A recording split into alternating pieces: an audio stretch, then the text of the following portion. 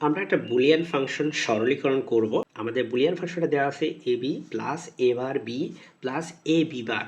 তাহলে আমরা প্রথমে যেটা করবো যে এই প্রথম যে দুইটা এটা নিয়ে আমরা একটু কাজ করি। ধরেন আমরা এখান থেকে কি কমন পাই, a আর a বার কমন যায় না, তার মানে b b কমন যায়। তাহলে আমরা প্রথম দুইটা থেকে হচ্ছে b কমন নিব।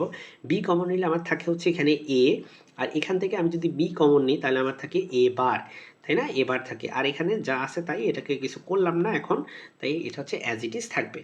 এখন আমার কথা হচ্ছে এ প্লাস এ বার, এটার ফর্মুলা আমরা জানি, যেটা ফর্মুলা হচ্ছে 1 হয়, তাই না? এ প্লাস এ বার এটার ফর্মুলা হচ্ছে 1। সো এই ফর্মুলাটা আমরা এখানে বসাবো B into one, B into one plus A into B bar. এখন আমি একটু এক্সপ্লেন করি কেন A plus A bar is equal to one. ধরেন আপনার এ এর মান হচ্ছে 0, তাহলে এ বার বুলিয়ান এক্সপ্রেশনের ক্ষেত্রে কত, 1।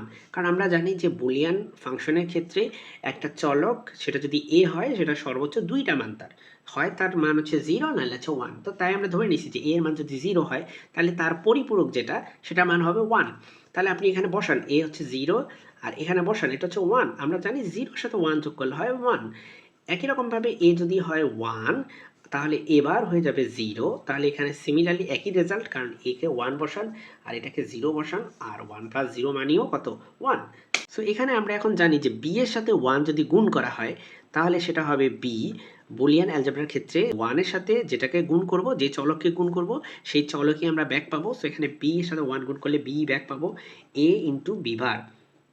এখন এই অবস্থায় আমাদের কোনো কিছু এভাবে ডিরেক্টলি কমন যায় না, আপনি বি কমন নিতে পারবেন না, আপনার অন্য কিছু কমন নেওয়ার কিছু নাই। সো আমরা এখানে একটা উপপাদ্য ইউজ করবো। আমি একটু উপপাদ্যটা লিখে নিই। ধরেন আপনার কাছে আছে এ প্লাস এ বার বি, ঠিক আছে, এ প্লাস এ বার বি।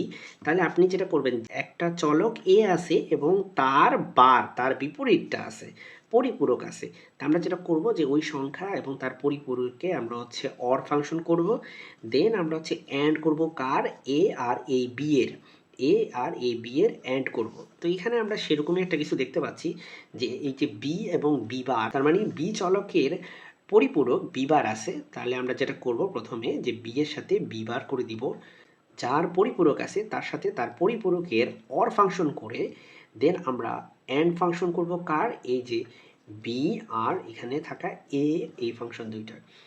এখন যেহেতু যেহেতু আমরা জানি যে এ এবার equal to 1, similarly B B বারও একই লজিক হিসাবে 1। এখানে এ দিয়ে লেখা আর বি দিয়ে লেখা একই হিসাব। চলক এখানে ম্যাটার করে না, বেসিক্যালি চলকের মান এখানে ম্যাটার করে, বিকজ চলকের মান এখানে হচ্ছে 0 অর 1, যে কোনো কিছু হতে পারে। তাহলে এটা হচ্ছে 1 হবে, 1 ইন্টু একটু রিয়ারেঞ্জ করে আমরা লিখলাম এ অর বি। তাহলে এটা কি হয়ে গেল, 1 এর সাথে আমরা জানি কোনো একটা চলক যদি গুণ হয় তাহলে সেই চলকটাই হবে আলটিমেটলি অ্যান্সার। তাহলে এ অর বি, এটাই হচ্ছে আমাদের সরলীকরণের উত্তর। সকলকে ধন্যবাদ ভিডিওটি দেখার জন্য। আল্লাহ হাফেজ।